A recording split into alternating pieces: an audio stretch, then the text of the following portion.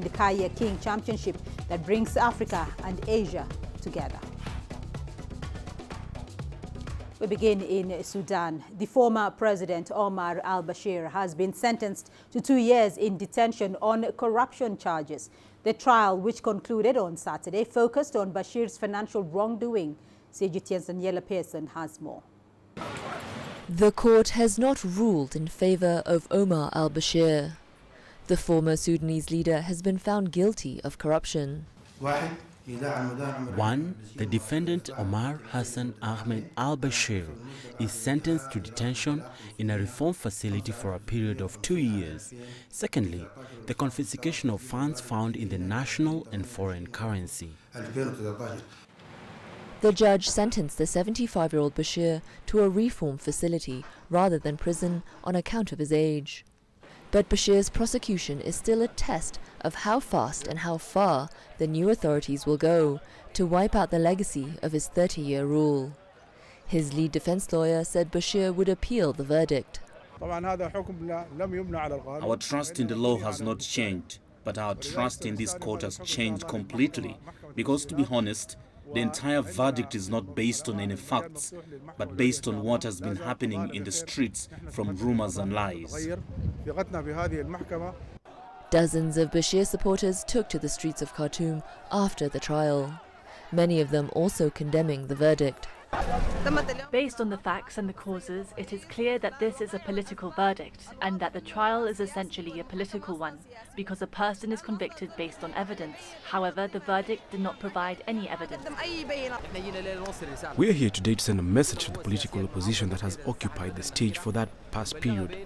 We are here to tell them that the Muslim Brotherhood, the Islamist movement, and Islamists in all forms are present. They are able to protect their ideas, ideologies, and visions in all forms. But others are not so convinced. This is an honorable court. It has given a verdict. The judge cannot give an unlawful verdict.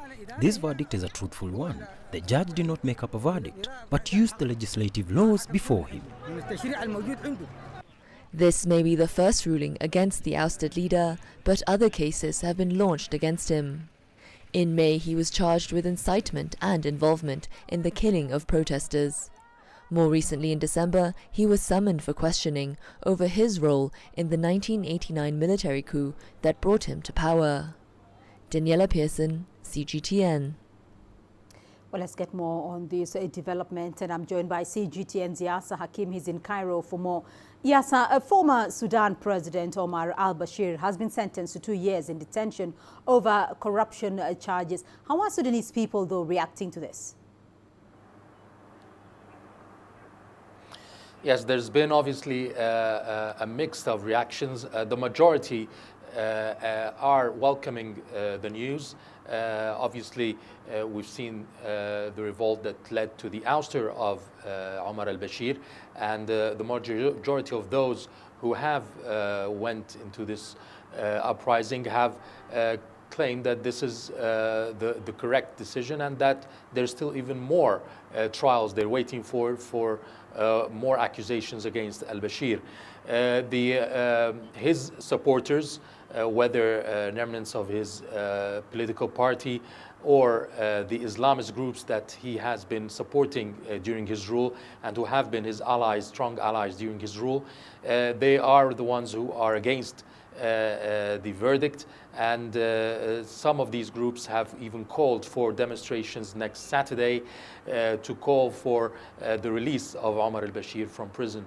And those are led by Islamist groups and the outlawed Muslim Brotherhood that has been calling for these demonstrations next Saturday. So it is an ongoing situation, and it is an expected reaction from both sides. But yes, is this the end of it, though, or are there other judicial cases that are likely to be launched against Bashir? No, the next cases or the upcoming cases are the critical ones. If you can describe both, you can say that the one that just ended is the easier, the corruption charge. But we're talking now about cases and accusations of killing protesters, inciting violence, against demonstrators, as well as his role in the military coup in '89. And then you've also got the ICC, or the International Criminal Court, which has issued 2 arrest warrants against al-Bashir when he was president. And now he is wanted by the ICC for crimes, war crimes, crimes against humanity, ethnic cleansing, really strong accusations and concerning the situation in Darfur, what happened in Darfur after 2003, where about 300,000 people were killed and 2.5 million displaced. And he is being accused of having a major role in these atrocities. So these are some of the cases that he will be facing soon, and they're not easy cases that could lead to the death penalty. And yes, Sudan has now achieved a political stability, but what progress has the country's political transition achieved so far ahead of the first anniversary of the start of the uprising against Omar al-Bashir? Yes, after the uprising, we've seen the creation of a transitional council, and then the sovereign council that is leading the country, which is composed of the members of the military council and members of the opposition together leading the country. They formed a government under a prime minister chosen by the civilian members of the council. And at the moment, they are in the process of choosing the governors for each state in Sudan and preparing the country for elections. Now, this process should take 3 years. However, there are politicians now and heads of political parties that are calling for early elections, that saying that the 3 years is a long term and this process can be shortened in 2 years or 1.5 years, and to have early elections and go into to have a full-fledged transitional democratic process in place. So it's still in the making at the moment. There are negotiations from each side, but the process is ongoing according to the deal that has been signed so far, which is a government to lead to a transitional process and a new elected leadership in the next 3 years. Yasser Hakim following developments for us there and joining us from Cairo. Thank you. Well, let's now go to DR Congo. A rebel attack has left at least 6 people dead in the eastern city of Beni. The city is at the center of the Ebola epidemic. The overnight attack is suspected to have been carried out by Ugandan rebel group based in Eastern DRC known as the ADF. This latest assault comes just days after Congo's military began stepping up efforts to fight insurgency in the area. Repeated attacks have disrupted efforts to contain the Ebola virus. Let's cross over to Chris Ochamringa. He's joining us for more from Kinshasa. Chris, the rebel attack on the Congolese city of Beni has left 6 people dead. What do you know about this? What can you tell us? Well, Beatrice, the attack happened on Friday night in an area known as Paida in Beni, Eastern DRC. And we have been told that the 6 people died, at least 6 people died, including a pregnant woman. The locals in Beni are very angry about this latest attack, which is, one among very many that have happened. Authorities say more than 100 people have been killed since October 30th, when the DRC Army, the FARDC, launched a military offensive against the ADF and all other armed groups operating in North Kivu province. They're young men who have formed vigilante groups to protect themselves and their families from these attacks, but they are no match for these rebels who are armed with AK-47 assault rifles. And so the army has been, beefed up. President Felix Tshisekedi said on Friday that they have sent a whole new force to Beni to help, combat these rebels who have caused a lot of atrocities in Beni and Eastern DRC at large. So people are just very angry. They are hoping that these killings will end and end very soon. Beatrice? So, Chris, the public is very angry at these killings. The army has been beefed up. the Congo's military has been stepping up efforts to fight insurgency in the area. Still, the killings continue. So how are the authorities in Kinshasa reacting to the attacks? Well, the authorities haven't issued any statement yet. I spoke to an official who referred me to the statement made by President Tshisekedi on Friday. You know, he was delivering his first State of the Nation address, and he said that he will do everything possible to ensure that the people in Beni and North Kivu at large, as well as South Kivu, get peace. You know, he said he will not travel to that area until all these killings are stopped, all the armed groups are wiped out of that area. You know, there's a lot, he said, that this is not just a military, it's not, the solution is not just a military one. It requires, you know, diplomacy, economic, political, and even social, you know, interventions to ensure that the people there stop this and have alternative sources of livelihood. And so we are waiting to see really whether this will be, you know, translated into a reality, because the government has been saying for quite some time that they are going to wipe out this armed group, but you know, the killings keep happening. Of course, you know, we have to understand that these are not, this rebel group is not just a conventional, it's not a conventional war that they are against. They are guerrillas, you know, they are living in the communities, and so it's not very easy to wipe out such a group, but the government says they will do everything to wipe them out. So the government has stepped up efforts to fight the armed groups in the area. So what more do you think, though, can be done to stop the attacks? Well, I think, first of all, the DRC government has to clean up its act. You know, for very many years, the DRC has been poorly governed, and that has resulted in, you know, all these problems that the government is facing. The big problem in the DRC is corruption. It's so deeply ingrained in the society that if someone comes up, you know, to challenge or question the way things are done, you know, you can be regarded as a demented individual. People look at you, they call you Zoba in Lingala, a fool. You know, people who are in positions of power are expected to drive very big cars, you know, to have very good clothes. And so they have been elevated to a level where corruption is the norm, you know, and corruption fuels insecurity. Places like Eastern DRC, where there's so many unemployed people, you know, and then living in an area which is very rich in natural resources, from gold, you know, uranium, all these mineral resources that are on high demand by foreign countries. You know, they feel that, you know, they're being cheated, because what's happening is that multinational companies sign deals with the DRC authorities. We have been reported, I mean, it's been reported by some anti-corruption watchdogs that, you know, deals are cut between the officials and these foreign companies, and the people get nothing. And so people are very disappointed with the kind of corruption that's happening, and young people take up arms because that is the only source of livelihood that they will have. They go and start excavating, you know, the minerals to try and fend for themselves and their families. So that's the problem of the DRC. Unless the government improves, you know, the governance, corruption is fought, and other issues like human rights, you know, ensuring that people, you know, have a better living. President Tshisekedi has been saying all these things. He's been saying the right things. You know, in French they say "le peuple d'abord," the people first. And so people are just waiting to see whether this will really happen and happen very soon, because there's a lot of frustration among the population in the DRC. Chris Ochamringa joining us there from Kinshasa.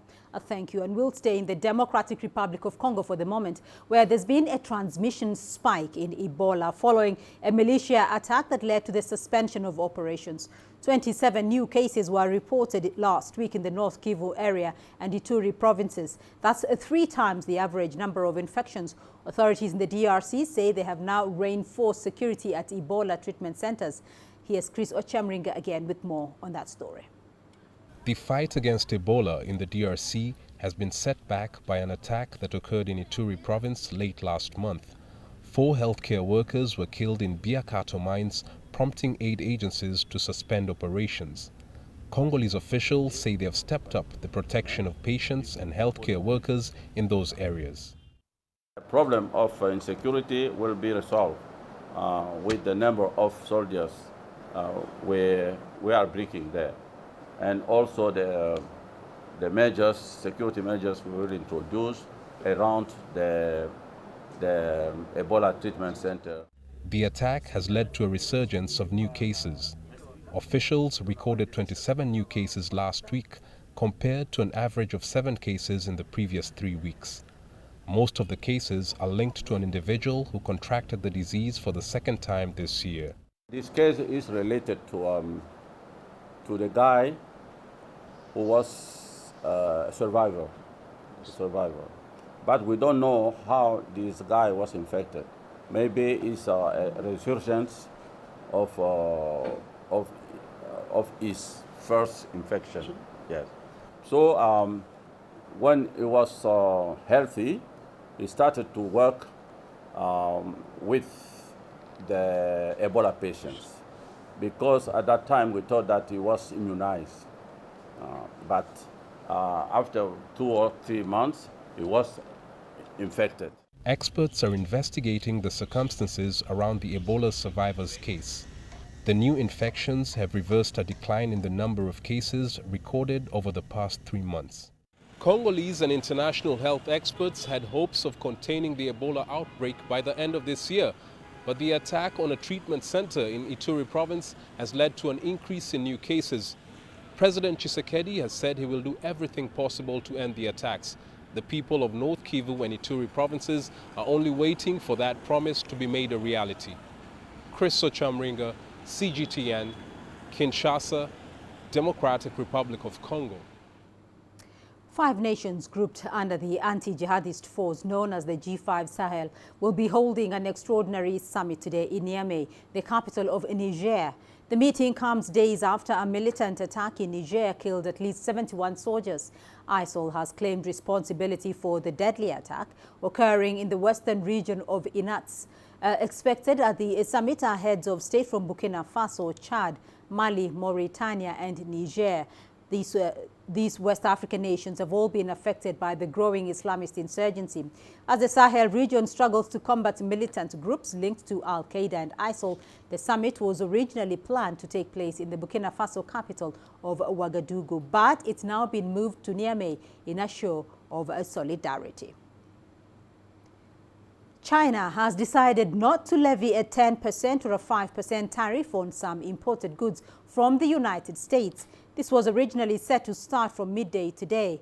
The tariffs on automobiles and parts originating in the United States will be suspended. The resumption is expected to be clarified later, but tariffs imposed on other U.S. goods will continue to be implemented in accordance with regulations. Beijing says China hopes to work with the United States on the basis of equality and mutual respect to properly address each other's core concerns and promote the stable development of economic and trade relations. Meanwhile, America's special envoy for the DPRK has arrived in South Korea. Stephen Biegun's visit comes after the Democratic People's Republic of Korea claimed it had carried out a crucial test at a satellite launch site. Biegun did not make any comments upon his arrival. He's expected to meet with President Moon Jae-in on Monday before leaving for Tokyo to meet with his Japanese counterpart. Pyongyang has set a year-end deadline for nuclear talks with Washington. It has threatened to take an unspecified new path if concessions are not made. You're watching Africa Live, still ahead on the program. A Kenyan police officer rehabilitates youth in efforts to fight crime. And Egypt's government allocates $6.5 billion to support manufacturing.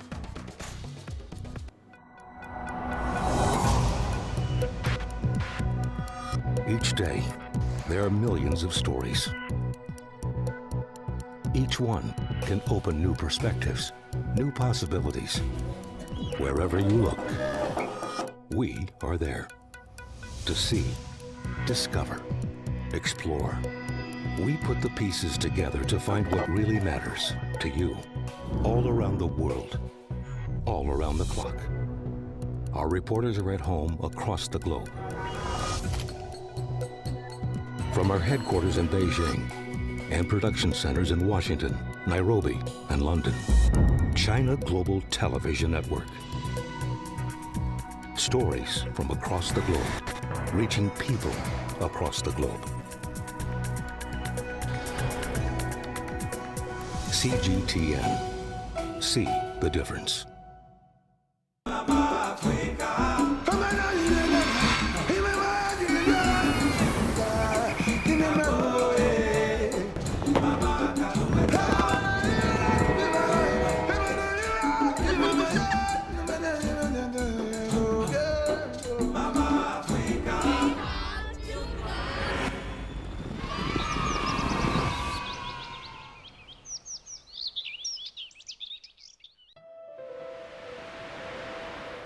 A city with a big name, but a small population. A place full of energy and ready for change. From an old colonial outpost to one of the busiest resorts in Asia. After its return to China in 1999, Macao has been on a steady path to wealth and prosperity. But where can this extraordinary melting pot of minds and cultures go from here? We will reflect on the moments that have changed its history and look ahead to those that could alter its future.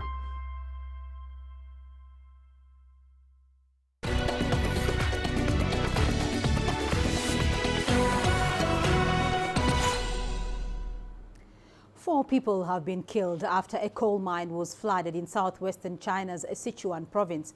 14 miners have also been trapped inside, and rescue teams are clearing the shaft to reach them. They're also pumping the water to contain the rising underground water levels. The accident happened at around 3:30 on Saturday afternoon at the Shamushu coal mine. Well, let's hear more now from CGTN's Yang Chachao. She's in Yibing City for the latest. Yang, what is the latest on rescue efforts?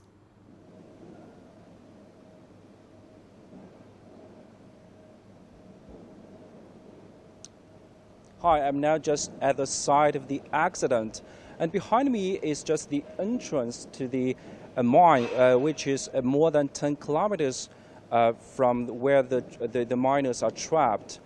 And it's been more than 24 hours since the accident happened, and I just learned from the latest press briefing that concluded more than about half an hour ago.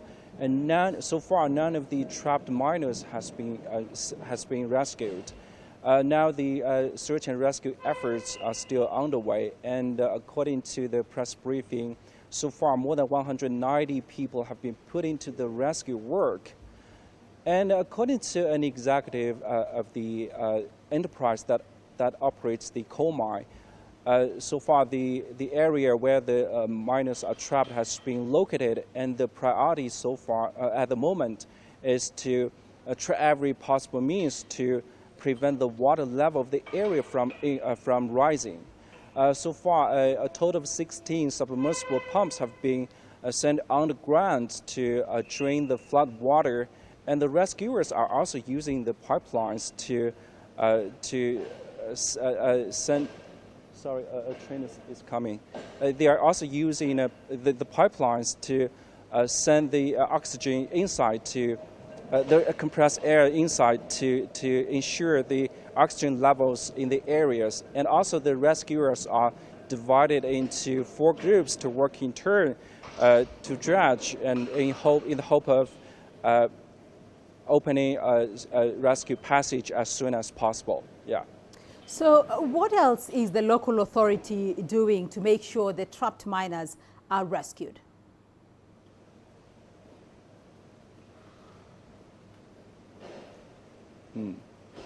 Of course, the rescue efforts are faced with multiple challenges at the moment.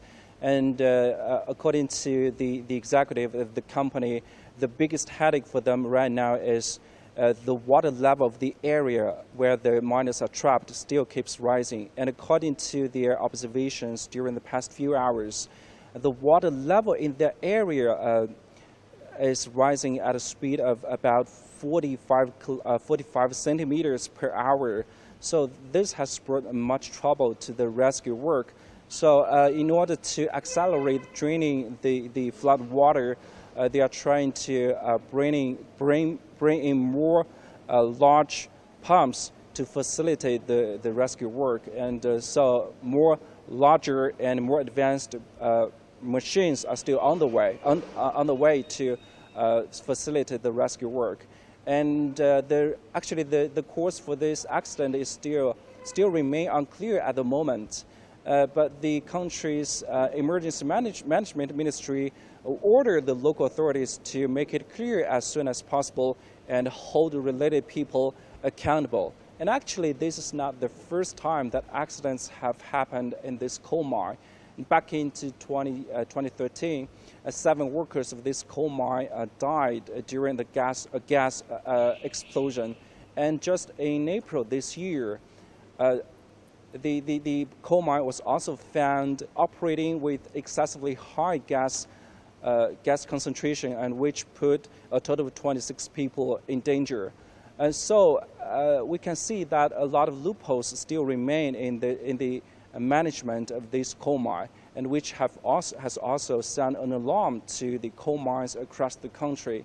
And also the Sichuan provincial government has just issued an emergency notice hours ago and requiring local regulators to strengthen the management, strengthen the management of the coal mines across the province, and to ensure that no such accidents would occur.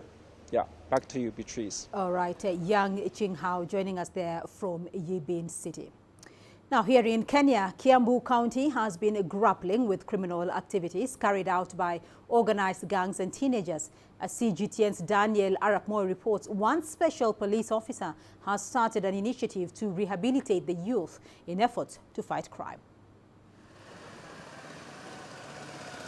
Police officers in Kiambu County are grappling with criminal activities carried out by organized gangs and teenage gangsters. The emergence of teenage gangsters and the high number of child-related offenses is of especially worrying concern to the officers. Crime does not help. Being a law-abiding citizen is very good because you'll be at peace with the law and also with yourself. Cases in this area range from robbery, drug peddling and abuse, rape, defilement and sexual harassment. We are trying to educate our youth so that they become responsible people in the society. We are telling them the consequences of being involved in crime. We are also telling them the opportunities that lie within the external environment, which can enable them get an employment where they can get a meaningful earnings. In Nairobi's Githurai area, Inspector Caroline Juguna, who is in charge of the crime desk, is helping many through Boots and Brains, an initiative set up by the police to reach out to the youth. Inspector Caroline Juguna set up Boots and Brains to reach out to children and encourage them to resist crime and offer them life skills. A graduate of criminal law and a counseling psychologist, Inspector Njuguna mobilizes fellow officers visiting primary and secondary public schools to talk to teenagers on the consequences of drug and substance abuse, sexual offenses and joining gangs. I have children who have come back to the station after I visit the school, and in our private session they are able to come out and give out information that we could not have gotten if we could not have gone to the field. We have reached the youths in various churches, not only the schools, the youths who are involved in drugs. We are trying to bring and show them that being a drug abuser, it is not good in the community. For the last 3 months, Njuguna and colleagues have visited all the public schools in Githurai Kimbo and hope to cover the entire Githurai.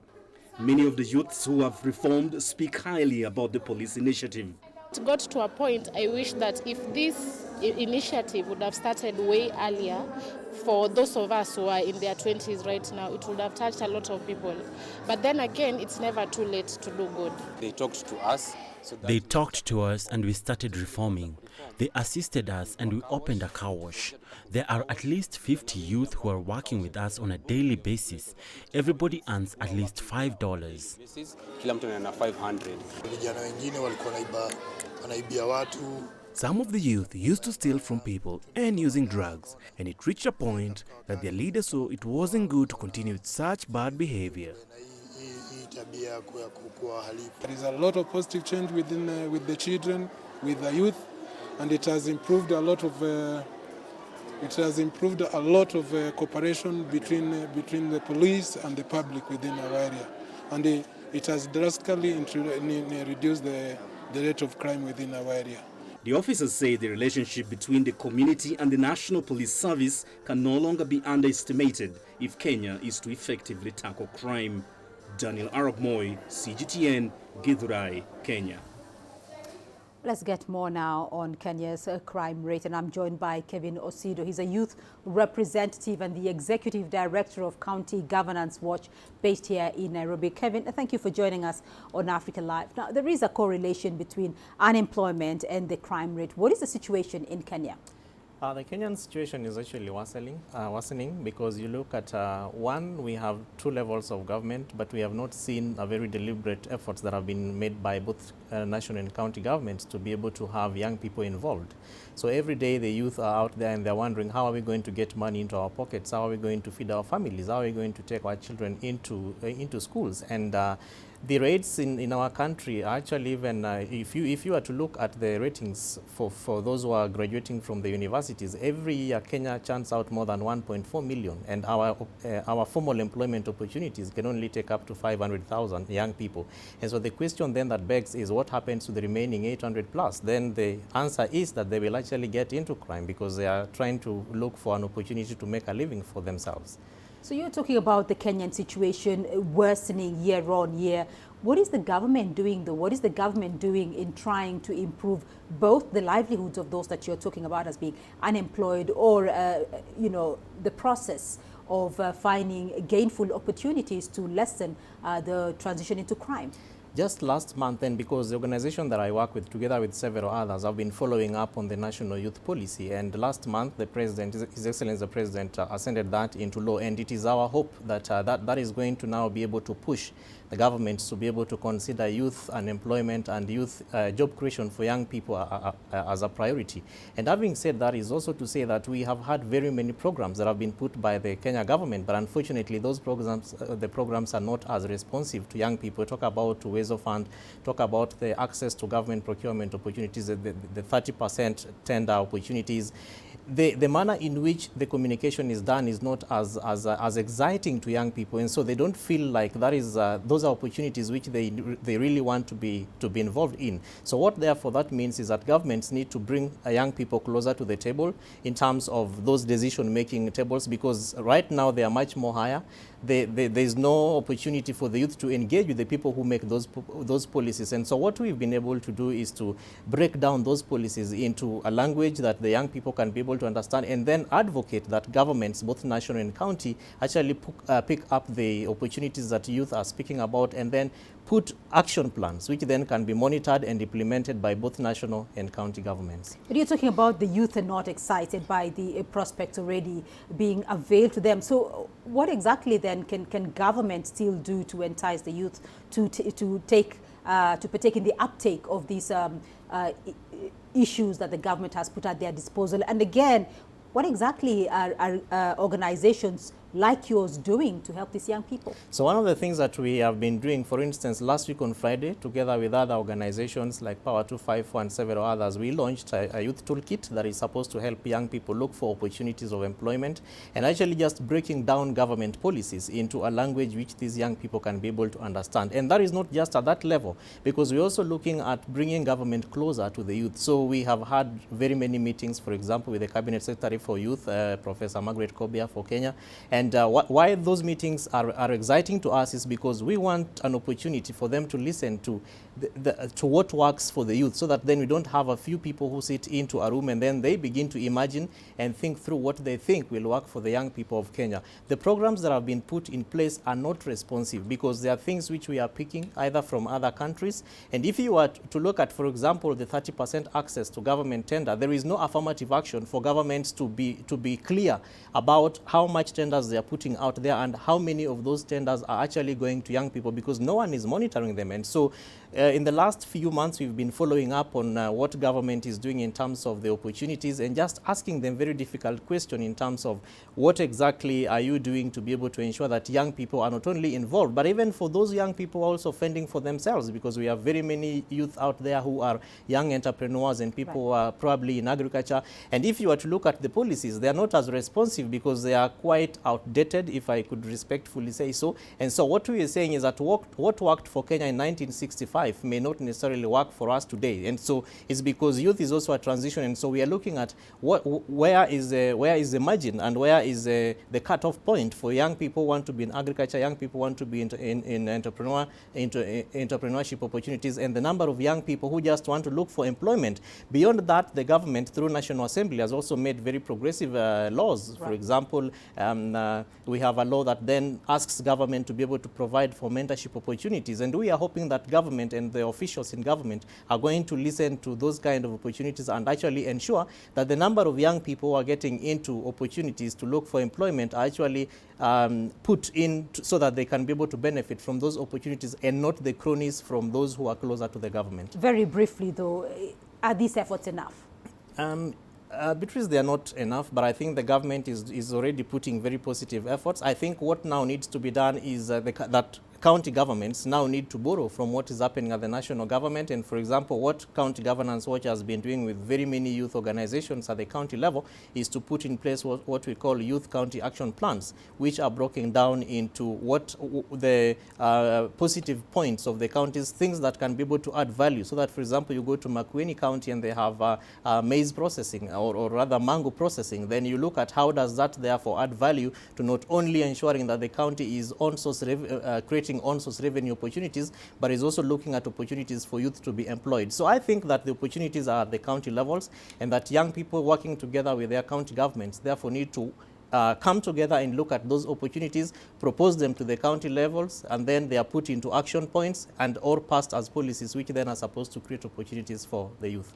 Kevin Osido, thank you very much for your insight on that. You're watching Africa Live, still ahead on the program. Ethiopia's cooperative organization converts weeds into energy.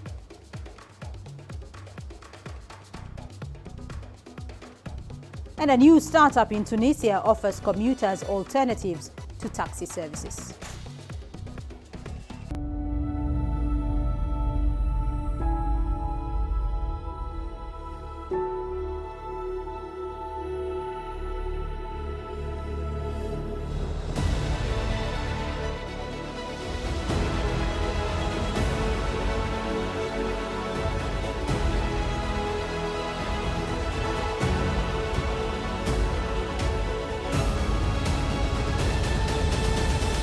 CGTN Europe.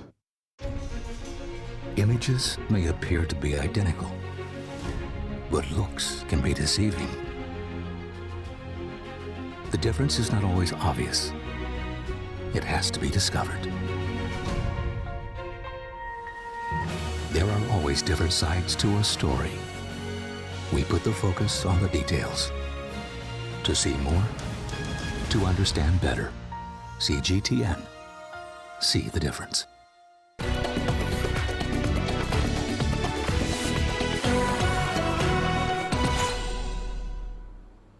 To Ethiopia now, where a cooperative organization is converting weed into renewable energy. The program seeks to provide a livelihood for refugees as well as host communities. CGTN's Terry Wangari has more on grassroots. Wapido Cooperative is located in Ethiopia's arid south. The cooperative is supported by the IKEA Foundation. Its main venture is providing renewable energy using prosopis trees. Where this tree grows, it eradicates all other trees. It grows alone. That is the biggest problem. The root grows deep down into the ground and stretches wide, and it is hard for other trees to grow. Prosopis trees were first planted here 50 years ago. Its spread in the area has been the source of major conflicts. We have seen that there is a problem with the refugee and the local host community. Mostly the conflict come on, when they go to the bush and find firewood.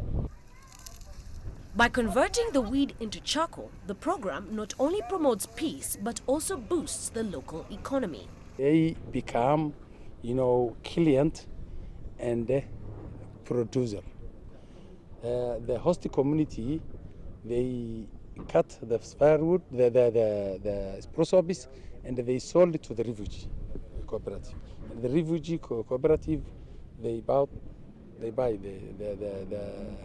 take the prosopis and then they process in this center.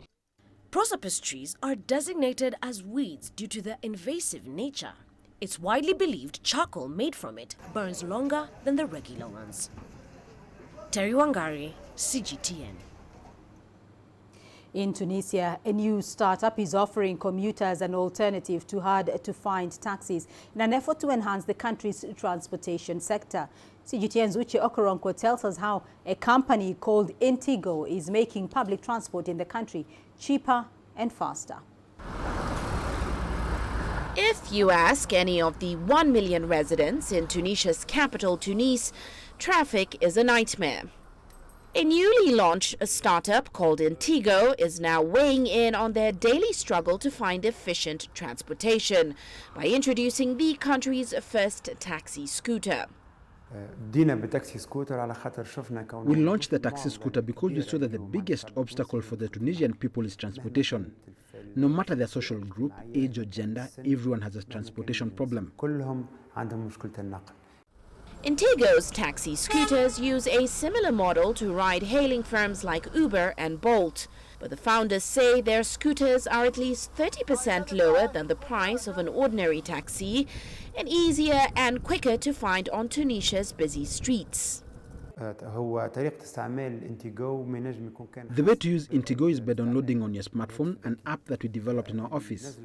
It is very easy to use. After installing the app, the passengers just have to specify their location and destination, and the scooter will come to them, and the app will tell them the cost exactly. The idea is very good.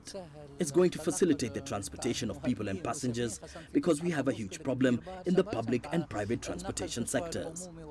So the presence of this motorcycle is going to facilitate the transportation of citizens.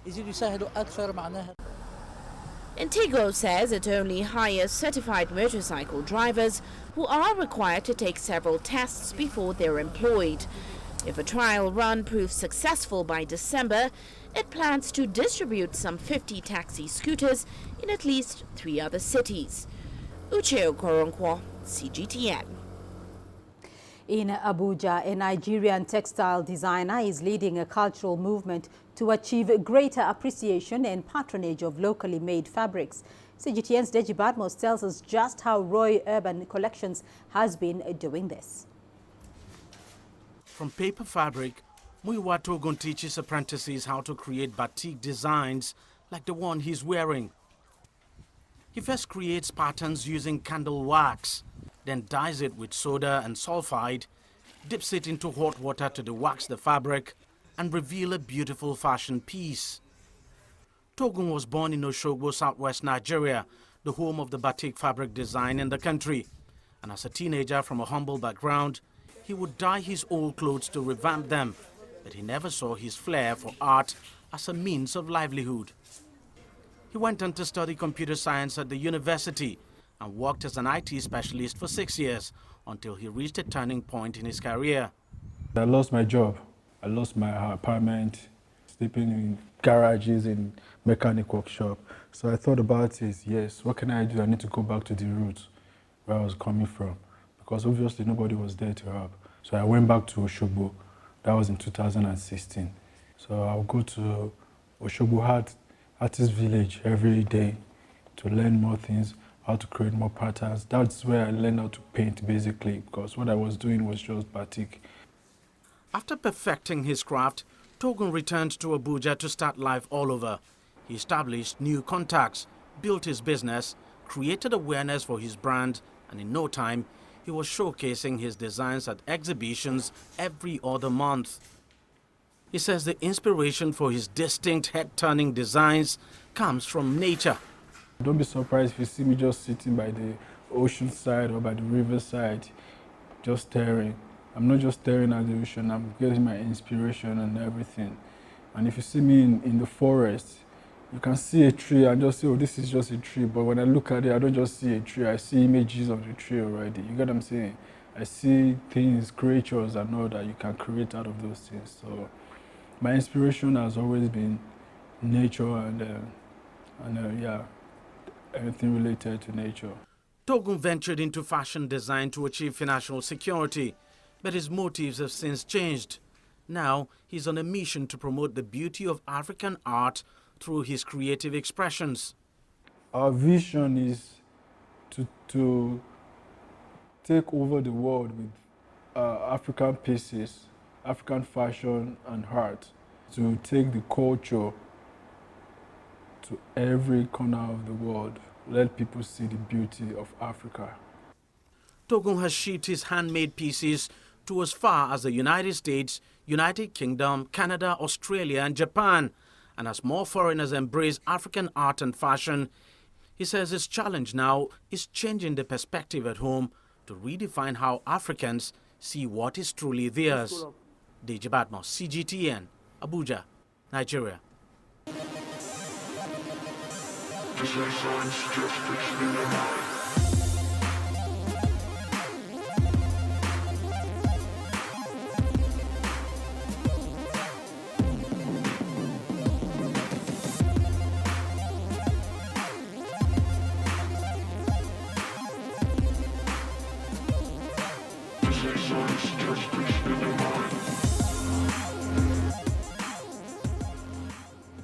And we still have more news for you here on the program. Here's what's ahead. We'll be looking at how South Africa's charity Ladles of Love feeds Cape Town's homeless.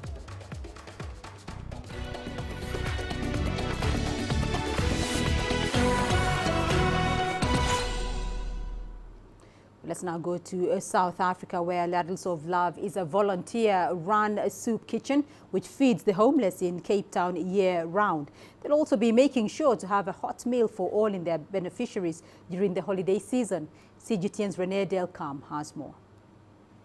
For ex-restaurateur Danny Diliberto, running the Ladles of Love soup kitchen to help feed the homeless is a great labor of love. Ladles of Love began in 2014.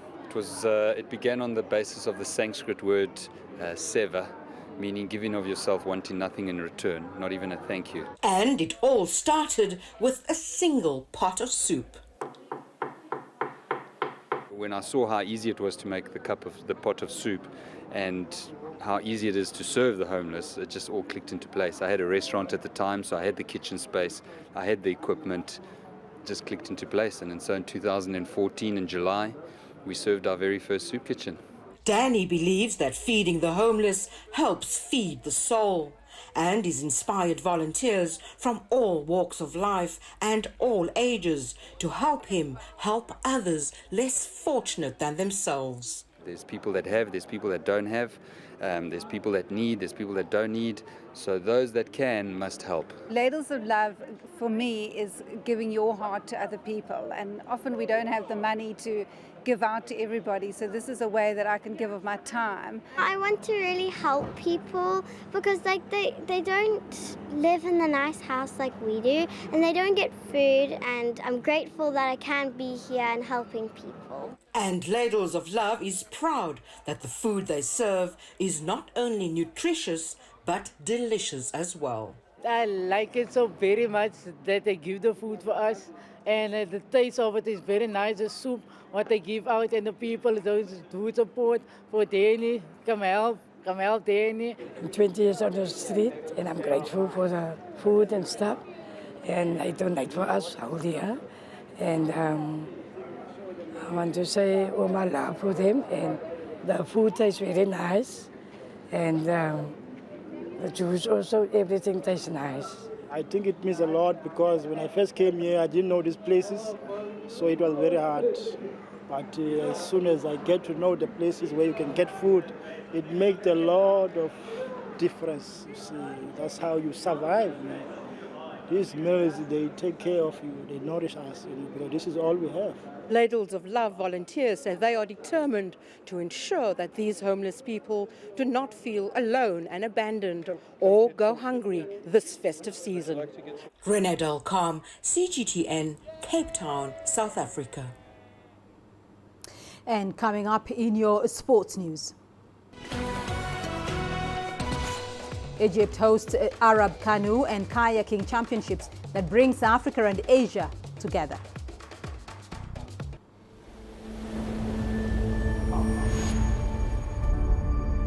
How would you create your legend? On the fields, on the tracks, in the arenas of Africa. Were you born to be a player? Could this moment be yours?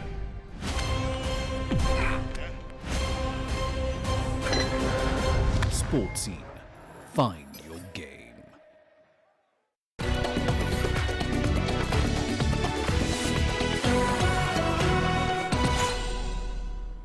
The Egyptian city of Al-Alamein recently hosted the Arab Canoe and Kayaking Championship that brings Africa and Asia together.